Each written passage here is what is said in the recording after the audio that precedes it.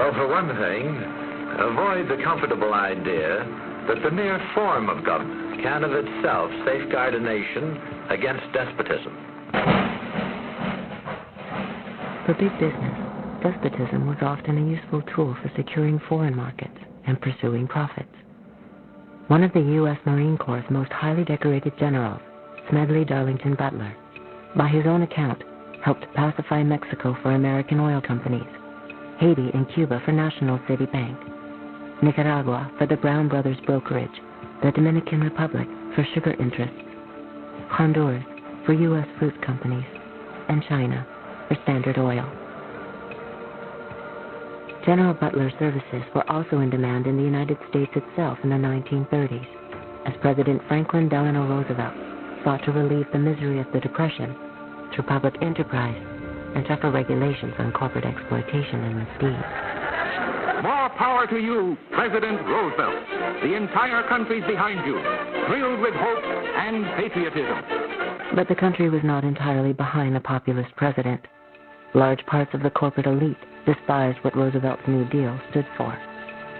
And so, in 1934, a group of conspirators sought to involve General Butler in a treasonous plan.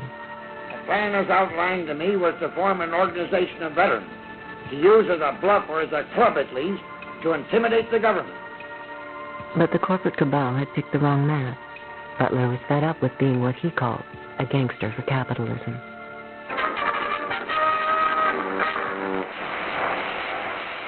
I appeared before the Congressional Committee, the highest representation of the American people, under subpoena to tell what I knew of activities, which I believe might lead to an attempt to set up a fascist dictatorship. The upshot of the whole thing was that I was supposed to lead an organization of 500,000 men, which would be able to take over the functions of government. A congressional committee ultimately found evidence of a plot to overthrow Roosevelt.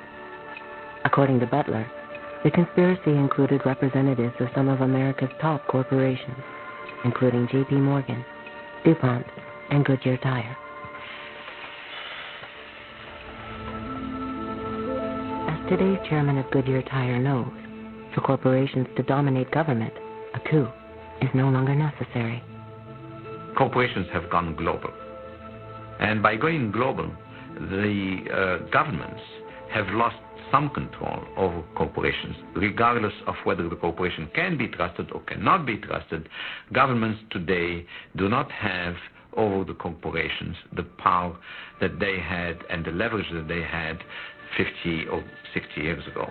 And that's a major change. So governments have become powerless compared to where they were before. Capitalism today commands the towering heights and has displaced politics and politicians as the new high priests and reigning oligarchs of our system. So capitalism and its principal protagonists and players, corporate CEOs, have been accorded unusual power and access. This is not to deny the significance of government and politicians, but these are the new high priests.